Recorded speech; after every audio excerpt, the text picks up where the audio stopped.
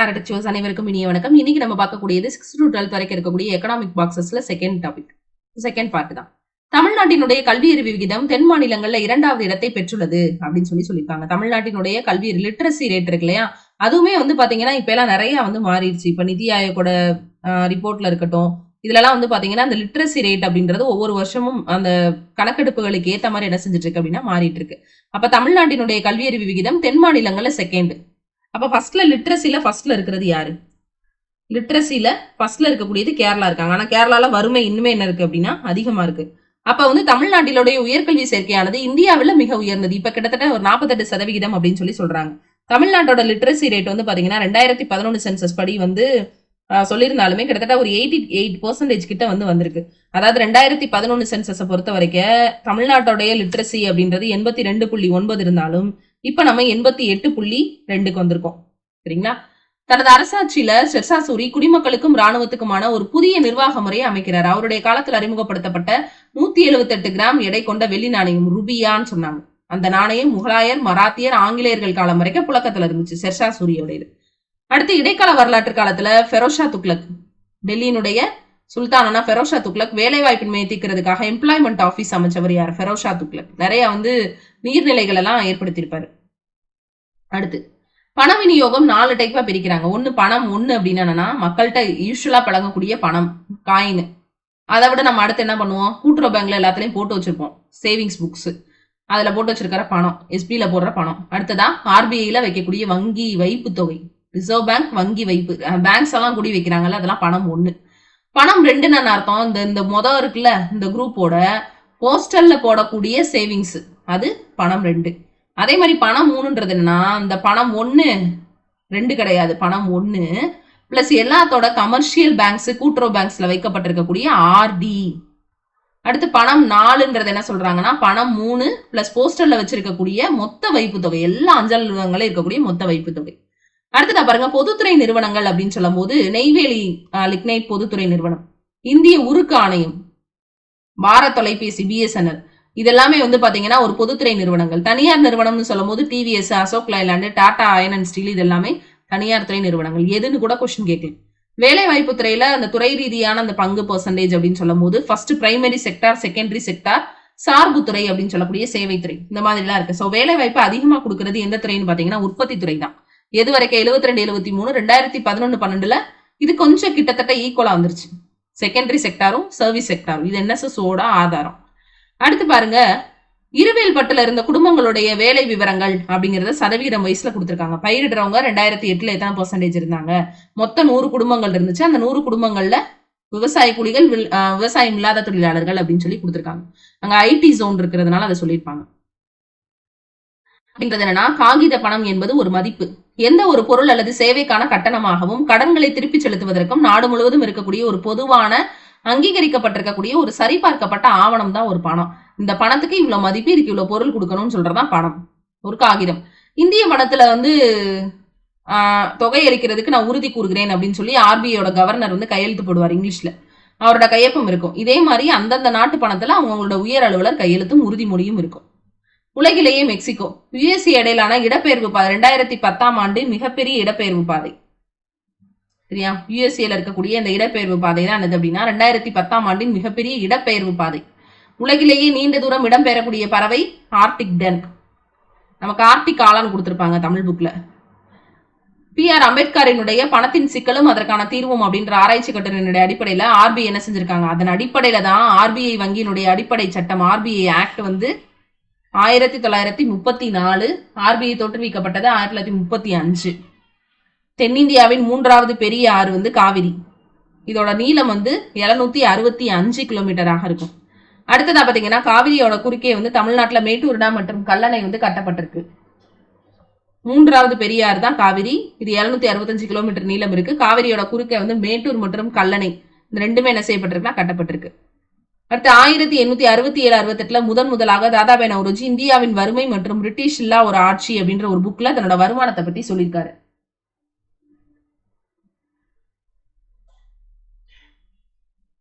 இந்த தாதாபாய் நவ்ரோஜி தான் இந்தியாவுடைய முதுபெரும் மனிதர்னு சொல்லுவாங்க. இவருடைய வறுமையும், இந்தியாவின் வறுமையும், பிரிட்டிஷ் தன்மையற்ற ஆட்சியும், இதுலதான் வந்து எவ்வளவு மக்கள் வந்து பஞ்சத்துல இருக்கும் போது கோதுமை கடத்தப்படுறத அங்க சொல்லியிருப்பாங்க. அடுத்து 1934ஆம் ஆண்டு காங்கிரஸ் அறிக்கையின்படி 34 சரிங்களா, 34ல காங்கிரஸ் அறிக்கையின்படி சைமன் குஸ்னட் அப்படின்றவரால ஜிடிபி நவீன கருத்து ஃபர்ஸ்ட் உருவாக்குறாங்க. எம்என் ராய் அரசியலமைப்பு வேணும்னு கேட்டது இப்பதான், கான்ஸ்டியூஷன் வேணும்ட்டு. சரிங்களா. ஸோ 2018ல இந்தியாவுடைய மிகப்பெரிய பன்னாட்டு நிறுவனங்கள் சோனி கார்பரேஷனு, அப்புறம் வந்து டாடா குழுமம், மைக்ரோசாஃப்ட், இதெல்லாம் வந்து 2018ல இருக்கக்கூடிய மிகப்பெரிய பன்னாட்டு நிறுவனங்கள். சரியா. ஜிடிபியினுடைய மதிப்பு அப்படின்னா ஒரு நாட்டுல ஒரு வருஷத்துல இருக்கக்கூடிய அந்த உள்நாட்டுல இருக்கப்பட்டதா என்னது அப்படின்னா ஜிடிபி, உள்நாட்டுல ஏற்பட்ட உற்பத்தி. புள்ளியியல் துறை அமைச்சரவைக்கு கீழே இருக்கக்கூடிய மத்திய புள்ளியியல் அமைப்பு சம்பந்தப்பட்ட, அதாவது ஜிடிபி சம்பந்தப்பட்ட ஆவணங்களை பாதுகாக்குது. தொழில்துறையினுடைய உற்பத்தியை ஆண்டு கணக்கெடுப்பு நடத்தி தொழில்துறை உற்பத்தி குறியீடு ஐஐபி, நுகர்வோர் விலை குறியீடு சிபிஐ, இது எல்லாத்தையும் வெளியிடுது. அடுத்து கேட்டோட சுற்றுகள். முதல் சுற்று ஜெனீவா 1947, ரெண்டாவது அனிசி பிரான்சிஸ்ல 1949, மூணாவது டக்வே. இந்த மாதிரி எல்லாம் வந்து நிறைய கேட்டோட சுற்றுகள் நடந்தது. இந்த கேட்டோட சுற்றுகள் அதுக்கடுத்து எங்கேயாவது நடந்திருக்கா அப்படின்றத மட்டும் தான் நம்ம செக் பண்ணணும். அடுத்து உலக வர்த்தக அமைப்பு வந்து WTO, இது எங்க தலைமையிடமாக கொண்டது? ஜெனீவா. இதோட வேலை என்னன்னா வணிகத்தை கட்டுப்படுத்துறது, ஒழுங்குபடுத்துறது, அயல்நாட்டு வணிகத்தை ஒழுங்குபடுத்துறது. இதுல உறுப்பினர்களாக தலைமை இயக்குனர், துணை இயக்குனர், 80 உறுப்பு நாடுகள்ல இருந்து தேர்ந்தெடுக்கப்பட்ட 600 அலுவலக ஊழியர்கள் இருப்பாங்க. இந்தியால ஜிடிபியினுடைய தொழில்துறை வாரியான பங்களிப்புகள், இதுல ரீசன்ட் டேட்டா மட்டும் நம்ம பார்த்து வச்சுக்கிட்டா போதும். அடுத்து துறை ரீதியான பங்களிப்புகள், இதுல வேளாண் துறைமைக்கு எத்தனை பெர்சன்டேஜ் அந்த மாதிரிலாம் சொல்லியிருக்காங்க இல்லையா. ஸோ இதுல வந்து பாத்தீங்கன்னா 54.4% வந்து வகிக்கக்கூடியது எது அப்படின்னா சர்வீஸ் செக்டார் தான், பணிகள் துறை. மற்ற எல்லாமே கம்மி. அதை விட கொஞ்சம் அதிகமா இருக்கிறது எது அப்படின்னு பாத்தீங்கன்னா இங்க இருக்கு. இது என்ன செக்டார்? வர்த்தகம், ஹோட்டலு, அந்த மாதிரி இருக்கக்கூடிய சர்வீஸ் செக்டார்ல இருக்கக்கூடிய விஷயங்கள் தான் இருக்கு. அடுத்து WTO வந்து 5 வகையான மானியங்களை சொல்லுது. பண மானியங்கள் கொடுக்கறது, சரிங்களா, பண மானியங்கள் கொடுக்கறதாக இருக்கட்டும், விதி விலக்குகள், கடன்கள், இந்த மாதிரி சலுகைகள் கொடுக்கறது, கடன் உத்தரவாதங்கள் போன்ற அபாயத்தை ஊகிக்கிறது, இதெல்லாம் அப்படி நடக்கும், இந்த இடத்துல வந்து பணவீக்கம் வரலாம், இந்த மாதிரி எல்லாம் சொல்றது. அரசினுடைய கொள்முதல் விலைகள் சுதந்திர சந்தை விலையை விட அதிகமாக கொடுக்கறது, இவை அனைத்து மானியங்கள்னு கருதப்படுது. ஏன்னா இதெல்லாம் வணிகம் செய்வதற்கான செலவை வந்து குறைக்குது. உதாரணமா வந்து பாத்தீங்கன்னா உரங்கள்லாம் இப்ப ரீசெண்டா மானிய விலையில கொடுக்குறாங்க. ஏன்? உரங்களோட விலை அதிகமா இருக்கிறதுனால விவசாயம் கைவிட்ட கூடாதுன்றதுக்காக கொடுக்குறாங்க. அதிகமான மற்றும் குறைவான MPI, multi dimensional poverty index, இதுல ஃபர்ஸ்ட் பிளேஸ்ல இருக்கிறது காஞ்சிபுரம், அதிகமான பாவர்ட்டி இருக்கிறது. சென்னை, கடலூர், கோயம்புத்தூர். கம்மியா இருக்கிறது தர்மபுரி, பெரம்பலூர், ராமநாதபுரம், விருதுநகர், அரியலூர். இது ரொம்ப முக்கியமான டேட்டா.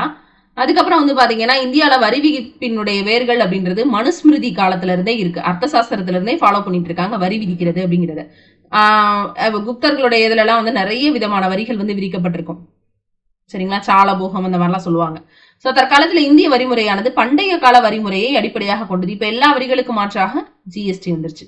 இந்தியாவில் முதலாக வருமான வரி 1860 ஜேம்ஸ் வில்சன் அப்படின்றவரால் அறிமுகப்படுத்தப்பட்டுச்சு. 1857 கழகத்தின் மூலமாக ஏற்பட்ட இழப்புகளை ஈடுகட்டுறதுக்காக தான் இந்த கமிஷன் போட்டதான் இந்த டாக்ஸ். சோ அடுத்ததான் நிதி ஆயோக். வருமானம் வந்து 50 கோடிக்குள்ள இருந்தது அப்படின்னா இந்திய நிறுவனங்கள் 25% டாக்ஸ் கட்டணும். அயல்நாட்டு நிறுவனங்கள் 40% கட்டணும். வருமான விகிதம் 50 கோடிக்கு மேல இருந்தா இந்திய நிறுவனங்கள் 30% கட்டணும், அயல்நாட்டு நிறுவனங்கள் 40% கட்டணும். அப்ப ஃபாரின்ல இருந்து நம்ம இங்க வந்து ஒருத்தங்க கம்பெனி விற்கிறாங்கன்னா அவங்களோட இன்கம் அதிகமாகும் போது நமக்கு டாக்ஸ் அதிகமாகும். சரிங்களா. அப்ப இந்த ஜிடிபிகளும் என்ன செய்யும் அப்படின்னா மாறுபடும். திட்டக்குழு அப்படின்றது நிதி ஆயோக் திட்டக்குழுவுக்கு மாற்றாக தான் நிதி ஆயோக் 2015 ஏற்படுத்தப்பட்டுச்சு. ஜனவரி 1 டேட் கேட்கலாம். இது நீடித்த நிலையான வளர்ச்சியை மேற்பார்வையிடவும் ஒருங்கிணைக்கவும் செயல்படுத்தவும் செயல்படும். நிதி ஆயோக்ன்றது இந்திய அரசினுடைய திட்டங்களையும் கொள்கைகளையும் கண்காணிக்கக்கூடிய ஒரு அறிவு மையம்.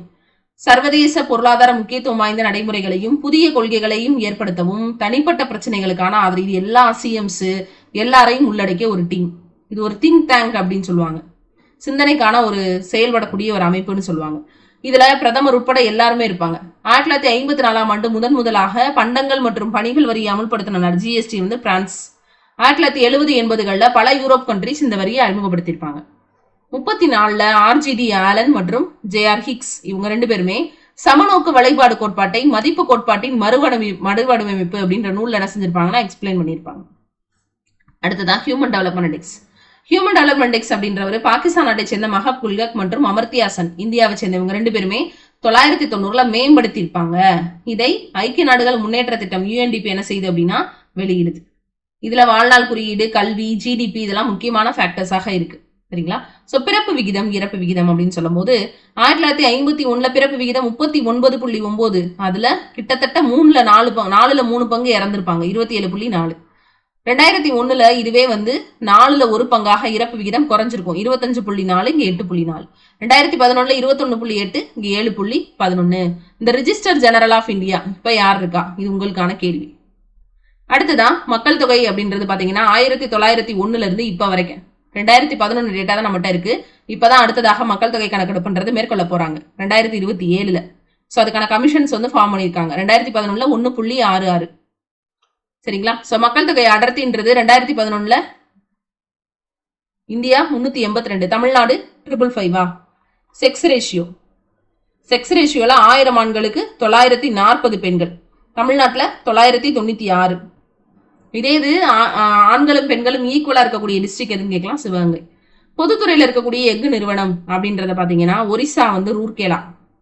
அது எங்க இருக்குன்னா ஜெர்மனி உதவியோட இருக்கக்கூடிய ஒரு பொதுத்துறை நிறுவனம். விலாய் மத்திய பிரதேசம், ரஷ்யாவோட இருக்கு.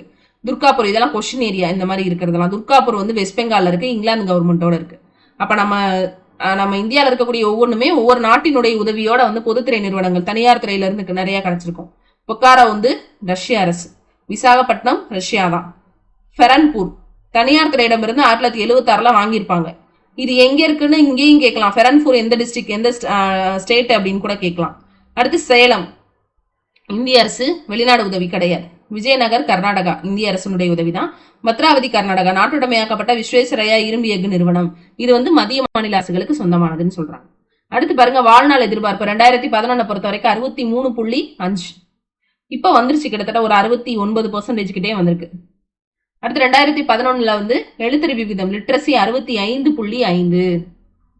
ஒரே ஒரு தடவை மட்டும் லிட்ரஸிக்கு இருக்கக்கூடிய வேறுபாடு என்னன்னு கேட்டிருந்தாங்க. அது டிஎன்பிசி கொஸ்டினா தான் கேட்டிருந்தாங்க, டெட்டில் அந்த மாதிரி கேட்கல. அடுத்து முதல் 3 நாடுகள் நார்வே, ஆஸ்திரேலியா, சுவிட்சர்லாந்து. இது பழைய டேட்டா. ஓல்டு டேட்டால இப்ப என்ன இருக்குங்கிறது உங்களுக்கான கேள்வி. இதை நம்ம நெக்ஸ்ட் வீடியோல சொல்லுவோம். சரிங்களா? சோ அடுத்து பாருங்க, முதலீட்டு விலக்கல் அப்படின்றது பொதுத்துறை நிறுவனங்களின் பங்குகளை பிற தனியார் நிறுவனங்கள் அல்லது வங்கிகளுக்கு விற்கிறதுக்கு பேர் தான் டிஸ்இன்வெஸ்ட்மெண்ட் அப்படின்றது. முதலீட்டு விலக்கம் முழுவதுமாக இது நடைமுறைப்படுத்தப்படல. சரிங்களா? சோ உணவுப் பொருட்கள்ல எதெல்லாம் கழிவுகள் வருது, தானியங்கள்ல 5ல இருந்து 6% தான் கழிவுகள் வருது.